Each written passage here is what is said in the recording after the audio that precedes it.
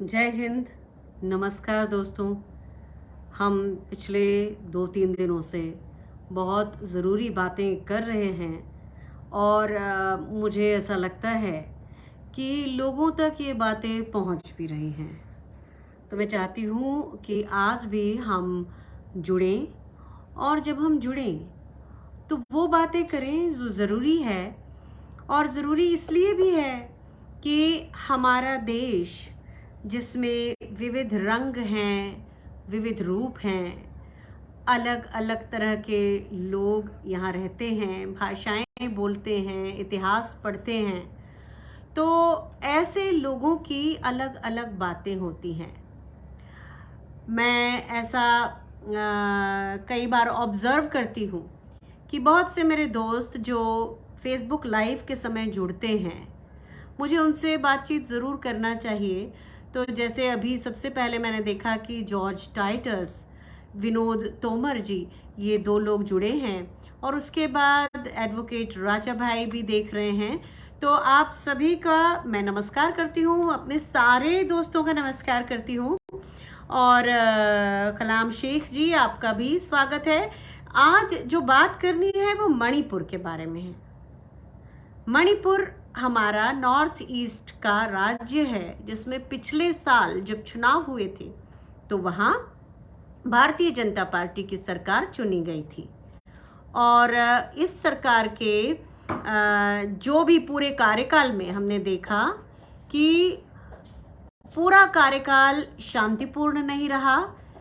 एक तरह का विभक्तिकरण शुरू से था। अब अभी तक हमने अपने देश में हिंदू मुसलमान वाला विभक्तिकरण देखा, जो भारतीय जनता पार्टी के आने के बाद बहुत ज्यादा हो गया। उधर मणिपुर में क्या हुआ? मणिपुर में भी एक तरह का विभक्तिकरण है। उससे पहले लेकिन ये भी बता दूं कि त्रिपुरा में भी एक तरह का विभक्तिकरण है। त्रिपुरा में जो त्रिपुरा के लोग हैं वो ट्राइबल हैं, और जो लोग 1971 के बाद और उसके दशक में त्रिपुरा आ गए थे बांग्लादेश से, वो लोग अब वहाँ के ज़्यादा संख्या में हैं। तो एक विभक्तिकरण का वहाँ पर भी मौका मिलता है भारतीय जनता पार्टी को, और इसीलिए वहाँ फिर से भारतीय जनता पार्टी की सरकार आई। 2 कारणों से आई त्रिपुरा में। एक तो इसलिए कि जो नेटिव थे, जो ट्राइबल थे, वो अलग हो गए और उन्होंने लड़ाई अलग लड़ी, और जो लोग बांग्लादेश से आए थे लेकिन वो आज त्रिपुरा के नागरिक माने जाते हैं, वो अलग। तो उन दोनों की भी लड़ाई। अब हम आते हैं मणिपुर पे। मणिपुर की राज्य की अदालत ने जो वहाँ के 2 तरह के, खास तौर पे, वैसे तो और भी जनजातियां रहती हैं वहाँ, लेकिन जो खास जिनके नाम पे अभी बात हम करेंगे वो है मैतीज और कुकीज। मैतीज जो हैं ये बहुसंख्यक है। जैसे हमारे देश में हिंदू बहुसंख्यक है, इसी तरह मणिपुर में मैतीज बहुसंख्यक हैं। और कुकीज जो हैं वो जनरली आदिवासी हैं, वो पहाड़ों पर रहते हैं। ऐसा एक तरह का डिस्ट्रीब्यूशन है जो अपने आप चला आ रहा था पिछले 60-70 सालों से, जिसमें मैती लोग मैदान में रहते थे और कुकीज जो पहाड़ों पर रहते थे। अब कुकीज को ट्राइबल का दर्जा मिला था, और अभी अदालत ने मैतीज को भी वही दर्जा दिया। तो कुकीज को ये लगा कि वो हमारे अधिकार क्षेत्र में भी दखल करने वाले हैं मैतीज। अब मुख्यमंत्री कौन है? वो भी एक मैती हैं, और मुख्यमंत्री काफी उनके जो भाषण हैं उसमें ही वो विभक्तिकरण करते रहते हैं। तो 3 मई को पहली बार मणिपुर में जैसे ही वो निर्णय आया और मणिपुर में हिंसा भड़क उठी। अब तक लगभग 130-35 लोगों की जानें चली गई हैं। और अगर आपको याद हो तो आज से 7-8 दिन पहले एक 7 साल का बच्चा जो छर्रे से वैसे भी घायल था, और उसकी माँ जो मैती थी लेकिन उसने शादी कुकीज परिवार में की थी, तो उस बच्चे को और उसकी माँ को अस्पताल जाते समय मैतीज ने ही जिंदा जला दिया। एक और सबसे जरूरी बात यह है कि 3 मई से वहां हिंसा भड़की, लेकिन कर्नाटक के चुनाव चल रहे थे तो हमारे मान्यवर प्रधानमंत्री जी चुनाव में बजरंग बली और बजरंग दल कर रहे थे, और यहां हमारे देश का एक राज्य जल रहा था। वहां के लोग एक दूसरे पर आक्रमणकारी हो रहे थे, एक दूसरे की प्रॉपर्टी संपत्ति जला रहे थे, मार रहे थे, लेकिन प्रधानमंत्री जी को तो चुनाव लड़ना था और चुनाव में फिर बेतरह हारे। उम्मीद तो ये थी कि चुनाव होने के बाद प्रधानमंत्री जी का पहला कर्तव्य होगा कि वो मणिपुर की तरफ रुख करें, वहां लोगों से जाकर मिले और सभी समुदायों को पास में बुलाकर बातचीत करें जिससे भरोसा बने। क्योंकि हमारे प्रधानमंत्री जी का ही जो नारा है, सबका साथ, सबका विकास, सबका विश्वास, तो हमने सोचा था कि वो भरोसा बनाने जाएंगे, लेकिन प्रधानमंत्री जी नहीं गए।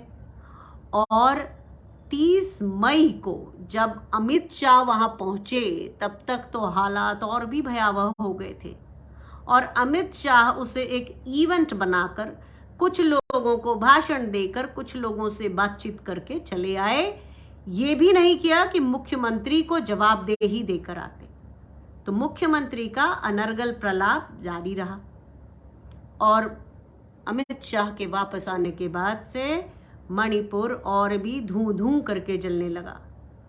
अब एक खास बात आपको बताऊं कि एक कर्नल साहब हैं, रिटायर्ड हैं, मतलब उम्र बहुत ज़्यादा नहीं है, हमारे यहाँ 13 साल की सर्विस के बाद कर्नल बन जाते हैं, लेफ्टिनेंट कर्नल, और विंग कमांडर भी 13 साल की उम्र में बन जाते हैं, और कम उम्र में प्रमोशंस मिल जाते हैं।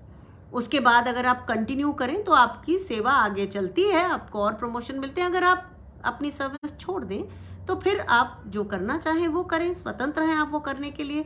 हम में से बहुत से ऐसे लोग होते हैं जो अपनी पेंशन सिक्योर करने के बाद जो दूसरे काम करने की इच्छा होती है ज़िंदगी में वो करने के लिए निकल आते हैं। तो कर्नल साहब जो थे हैं, उन्होंने मुझे फ़ोन किया। कर्नल साहब, मैंने उन्हें पाया कि वो एक तरफ से मोदी सरकार की तरह पूरी तरह तो नहीं झुके हुए थे, लेकिन ऐसा लगता था कि उनको नरेंद्र मोदी की सरकार जो है वही हिंदू वाले कारणों से शायद उनको कोई अच्छी लगती हो। तो कर्नल साहब को मेरे पास फ़ोन आया और उन्होंने कहा कि मैम कुछ तो करिए, मेरी पत्नी एक कुकी समुदाय से है और कुकी समुदाय को बताया जा रहा है कि वो वहाँ पर उग्रवाद कर रहे हैं, कुकी लोग हमला कर रहे हैं, लेकिन सच तो यह है कि कुकी लोगों पर हमला हो रहा है और जो मैती बहुसंख्यक है वो उन पर हमला कर रहे हैं। तो फिर मैंने डॉक्टर अजय कुमार, जो जिन्हें मैं इसलिए जानती हूँ कि वो त्रिपुरा के इंचार्ज थे, लेकिन नॉर्थ ईस्ट के भी वो, चूंकि उनका संपर्क बाकी और भी नेताओं से है, तो मैंने उनको फ़ोन किया और डॉक्टर अजय कुमार ने तुरंत उनकी बात भी सुनी और जहाँ तक संभव थी उनकी बात आगे तक पहुँचाई। इससे कुछ दिनों के बाद श्री मुकुल वासनिक जी जो कांग्रेस के नेता हैं वो, और डॉक्टर अजय कुमार और भी कुछ हमारे कांग्रेस के बड़े नेता, भक्त चरण दास जी जो मणिपुर के इंचार्ज हैं, ये सभी लोग कांग्रेस प्रेसिडेंट के निर्देश के हिसाब से इम्फाल पहुंचे। लेकिन विडंबना तो देखिए, इन कांग्रेस के नेताओं को इम्फाल एयरपोर्ट से बाहर ही नहीं जाने दिया गया। सरकार ने बिल्कुल उनके आगे दीवार खड़ी कर दी कि आप लोग नहीं जा सकते। तो वो लौट आए और लौटकर उन्होंने जयराम रमेश जी के साथ एक प्रेस कॉन्फ्रेंस की और उसमें बताया कि किस तरह से सरकार सबका भरोसा जीतने के लिए जैसे विपक्षों को भी बुलाकर और बातचीत होना चाहिए वो नहीं कर रही है। आज ये मैं फेसबुक लाइव खास तौर पे इसलिए कर रही हूँ जिसमें आप सभी लोग हैं। मैं देख पा रही हूँ कि जहांगीर सिंह भी हैं, लालजी देसाई जी भी हैं, और सभी जो लोग मेरे दोस्त देख रहे हैं उनको ये कहना चाहती हूँ कि आज थी सर्वदलीय बैठक, लेकिन आज की सर्वदलीय बैठक गृह मंत्री अमित शाह आयोजित किए थे। इससे पहले हमारे प्रधानमंत्री जी आज तक 50 दिनों में एक बार भी उन्होंने अपील नहीं की कि मणिपुर के लोगों से शांति की अपील करते। और तो और घावों पर नमक छिड़कने की तरह देश का प्रधानमंत्री अपने 8,500 करोड़ के हवाई जहाज में बैठकर अमेरिका की तरफ उड़ गया। और जिस धौंस से वो अमेरिका गए थे, जिस तरह से पहले से ही यहाँ से बीजेपी वाले जो चौथाई वाले जी हैं या पाटिल जी हैं, पहले से जो जाके मोदी जी के लोगों की भीड़ जुटाते हैं, उन सब के जाने के बावजूद भी प्रधानमंत्री को लेने के लिए, जैसा कि मैं बता चुकी हूँ, अमेरिकी दूतावास से कोई नहीं आया। और अमेरिका में हमारे भारत के दूतावास के लोग उनको लेने आए। और तो और व्हाइट हाउस में जो प्रधानमंत्री जी ने भाषण दिया, शाम का समय था, आपने देखा होगा, वहां व्हाइट हाउस के प्रांगण में बहुत से भारतीयों को बुलाया गया था जिससे कि वो चीयर लीडरिंग कर सके, जो उन्होंने की। लेकिन वहां पर जो बाइडेन को मैंने देखा, वो हमारे प्रधानमंत्री जी के लंबे और दुभाषी द्वारा बोले जाने वाले भाषण में उकताए हुए दिख रहे थे। खैर, यहां तक भी ठीक है। उसके बाद प्रधानमंत्री जी ने इकलौती प्रेस कॉन्फ्रेंस जो विदेश में हुई, उसमें इकलौते सवाल का सवाल खेत का था, जवाब खलिहान का दिया। यानी कि जैसे सवाल समझ में नहीं आया हो, लेकिन एक अमेरिकी पत्रकार ने ट्विटर पर उनकी वो रिहर्सल दिखा दी जिसमें वो उस एक सवाल का भी रिहर्सल कर रहे थे जवाब देने की। वहां तक भी ठीक था। फिर प्रधानमंत्री जी ने अमेरिकी सीनेट को संबोधित किया और जिसमें उन्होंने क्या क्या नहीं बोला आप सबने सुना है कि जहां इन्वेस्ट करना कहना था वहां इन्वेस्टिगेट कह दिया। खैर, इंग्लिश नहीं आना मैं बिल्कुल नहीं मानती कि कोई गलत बात है। मैं खुद हिंदी माध्यम के विद्यालय में पढ़ी हूं, लेकिन अपनी मातृभाषा में तो बोल सकते थे। हमारे प्रधानमंत्री को दुभाषिया मिलता है। खैर, यहां पर भी मैं नहीं अटकूंगी। आज मेरा पूरा आज के फेसबुक का तात्पर्य ये है कि हमारे देश के प्रधानमंत्री अमेरिका चले गए, यहां शांति की अपील नहीं की और मणिपुर धूं धूं करके जलता रहा। और इतने भयावह हालात थे कि जो पत्रकार यहां से गए और उनकी हमने रिपोर्टिंग देखी तो उनका ये बताना है कि लोगों को कार में से उतार के मार देते हैं, हत्या कर देते हैं। और प्रधानमंत्री जी अमेरिका की तफरीह करते रहे। मैं तारीफ करना चाहती हूं पूर्व कांग्रेस अध्यक्ष और यूपीए की चेयरमैन श्रीमती सोनिया गांधी की, जिन्होंने एक 3-4 मिनट से ज्यादा की अपील मणिपुर के लोगों से की, शांति और सद्भावना बनाए रखने की बात की और ये कहा आप सब हमारे हैं, इस देश के हैं और कोशिश कीजिए कि और हिंसा ना हो। और बहुत भावुक अपील उन्होंने की। तो जहां एक तरफ यूपीए की चेयरपर्सन ने अपील की, लेकिन मेरे देश का प्रधानमंत्री अमेरिका की यात्रा खत्म करके मिस्र की ओर उड़ गया। ये क्या बात है? ये कैसा दुर्भाग्य है हमारा कि जिसको हमने सबसे बहुमत से 303 सीटों के साथ भारत का प्रधानमंत्री बनाया, उस व्यक्ति के मुंह से आवाज नहीं निकली और वो अमेरिका के बाद आगे भी घूमने चला गया। और फिर आज ऑल पार्टी मीटिंग को अमित शाह जी ने संबोधित किया। ये एक बात हम सबको समझना होगी कि जो हमारे सुख दुख में साथ नहीं देता, उसको पूजा करके, उसको राजा समझ के, क्या हम अपने लोकतंत्र को धब्बा नहीं लगा रहे हैं? सोचिएगा ये बात। एक और खास बात कि अगर ये मीटिंग दिल्ली में कर रही है आपने, अमित शाह जी ने दिल्ली में की, अगर यही मीटिंग इतने विपक्षी दलों के साथ इम्फाल में होती तो कितना अच्छा संदेश जाता। एक ऐसा संदेश जाता कि सभी शांति बहाली की बात करने आए हैं, जिसकी जिसमें आस्था हो, क्योंकि अलग अलग विपक्षी दल में अलग अलग धर्मों के लोग हैं, सभी का संदेश एक साथ जाता, वो एक बात बहुत अच्छी होती। क्या पता जिन लोगों के पास, क्योंकि आपने देखा होगा कि जहां एक तरफ मैती लोगों को मणिपुर पुलिस ने हथियार दिए, कोई दबी छुपी बात नहीं है, सबको मालूम है कि हथियार मणिपुर पुलिस ने मैती लोगों को दिए और कुकीज को असम राइफल्स ने दिए।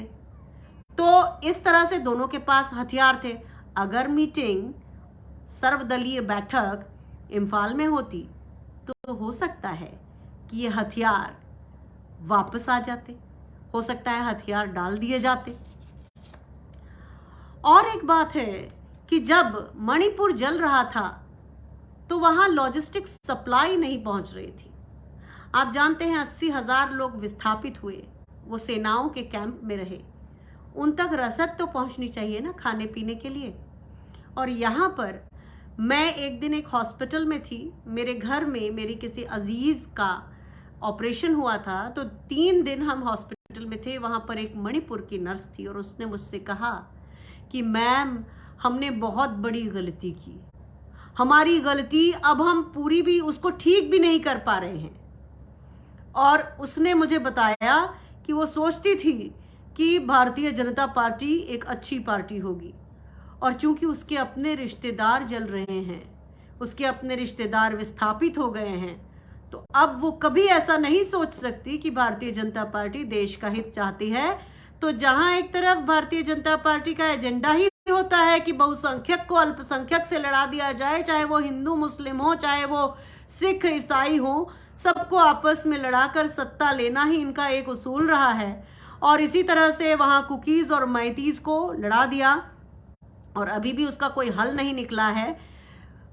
कांग्रेस पार्टी का मैंने वक्तव्य पढ़ा है, उन्होंने कहा है कि हम चाहते हैं कि शांति स्थापित हो और हम सरकार की मदद करेंगे, लेकिन सरकार अपनी हेकड़ी तो हटाए। ये वक्तव्य में नहीं लिखा है, उन्होंने ये कहा है कि सरकार की हम मदद करना चाहते हैं, लेकिन केंद्र सरकार को बहुत सारे कदम उठाने पड़ेंगे।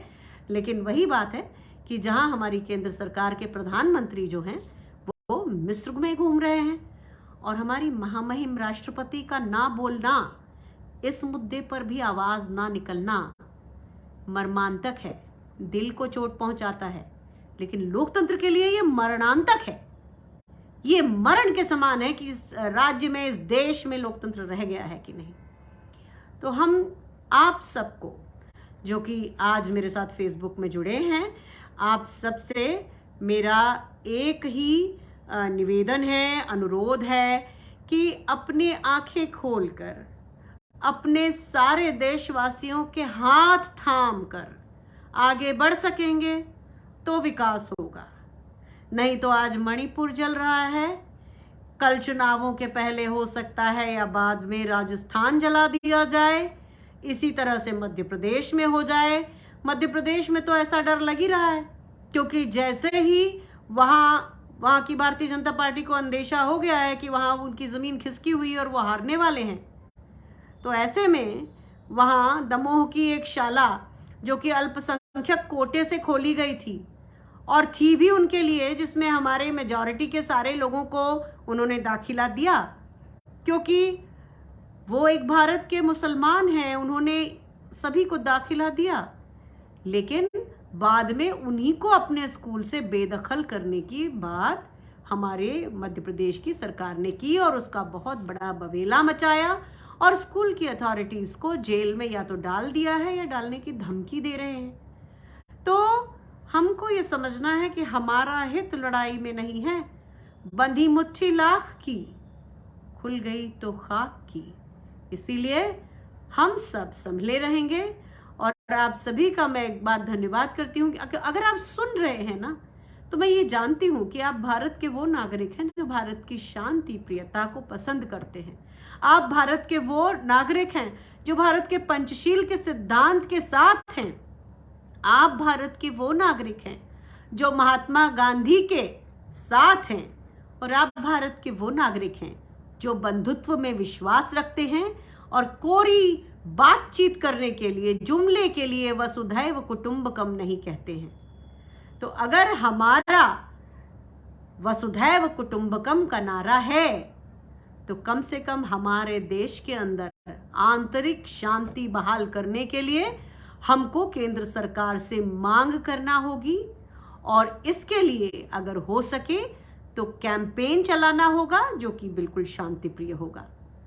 ये बातें आपसे करके मुझे ये खुशी हुई कि ये काफ़ी लोगों तक पहुंचेंगी और आपसे और आगे भी पहुंचेंगी और शायद आप इस तरह की विभाजनकारी राजनीति से बच सकेंगे और मुझे भी ये आश्वासन दे सकेंगे, भरोसा दे सकेंगे कि ऐसी मुहिम जो देश को तोड़ रही है उसके खिलाफ हम सब साथ साथ हैं।